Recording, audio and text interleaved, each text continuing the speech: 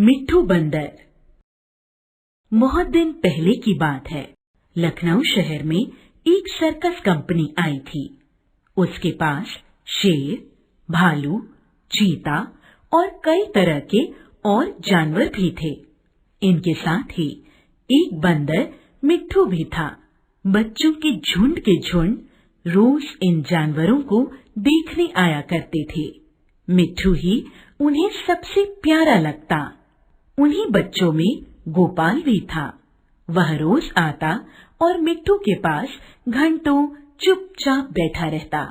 उसे शेर, भालू, चीता आदि से कोई प्रेम न था। वह मिट्ठू के लिए घर से चने, मटर, केले लाता और उसे खिलाता। मिट्ठू भी गोपाल से इतना हिल मिल गया था कि बिना उसके खिलाए कुछ न खाता। इस प्रकार दोनों में अच्छी दोस्ती हो गई। एक दिन गोपाल ने सुना कि सर्कस कंपनी वहां से दूसरे शहर में जा रही है। यह सुनकर उसे बड़ा दुख हुआ। माँ ने उसकी उदासी के बारे में पूछा तो वह रोता हुआ बोला, अम्मा, मुझे पैसे दो, मैं जाकर मिट्ठू को खरीद लाऊं। वह न जाने कहाँ चला जाएगा, फिर मैं उसे कैसे देखूंगा? वह भी मुझे न देखेगा तो रोएगा। माँ ने समझाया, बेटा, बंदर किसी को प्यार नहीं करता, वह तो बड़ा शैतान होता है। यहाँ आकर सबको काटेगा। बेकार में लोगों की बातें सुननी पड़ेंगी। लेकिन गोपाल पर माँ के समझाने का कोई प्रभाव न पड़ा। वह फूट फूट कर रोने लगा। हार कर माँ ने पैसे निकालकर उसे दे दिए। पैसे पाकर गोपाल खुशी के मारे फूल उठा। वह मिट्ठू को खरीदने चला, लेकिन मिट्ठू वहां दिखाई न दिया। गोपाल का दिल भर आया। उसके मन में शंका उत्पन्न हुई, मिट्ठू कहीं भाग तो नहीं गया? गोपाल सर्कस कंपनी के मालिक से मिला और उन्हें पैसे दिखाकर बोला, अब आप मिट्ठू को मेरे साथ भेजेंगे? मालिक रोज उसे मिट्ठू के संग खेलते और खिलाते देखता था।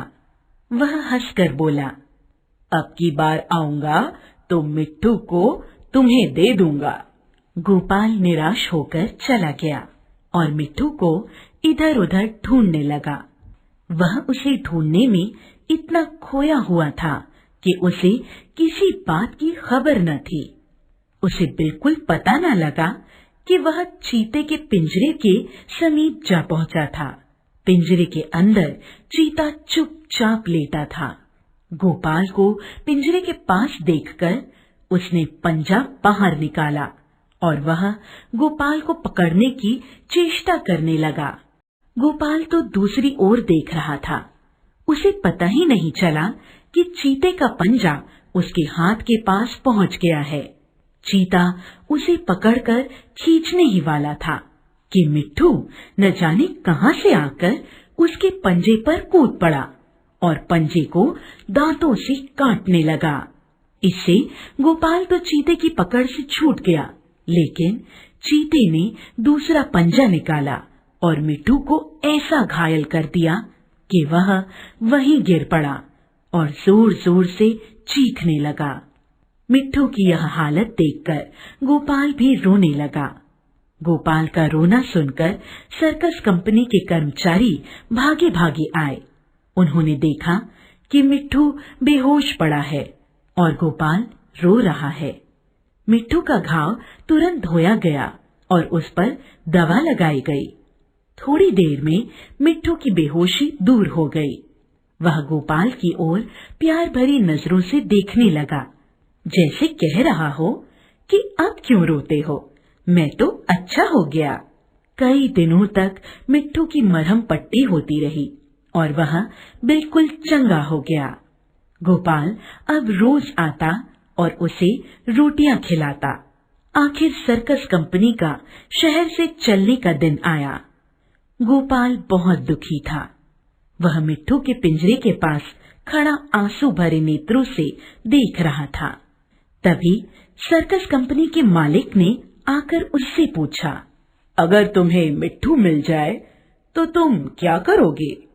गोपाल ने कहा, मैं उसे अपने साथ ले जाऊंगा, उसके साथ खेलूंगा, उसे अपनी थाली में खिलाऊंगा, और क्या? मालिक ने कहा, अच्छी बात है, मैं बिना पैसे लिए ही मिट्ठू को तुम्हारे साथ भेज देता हूँ।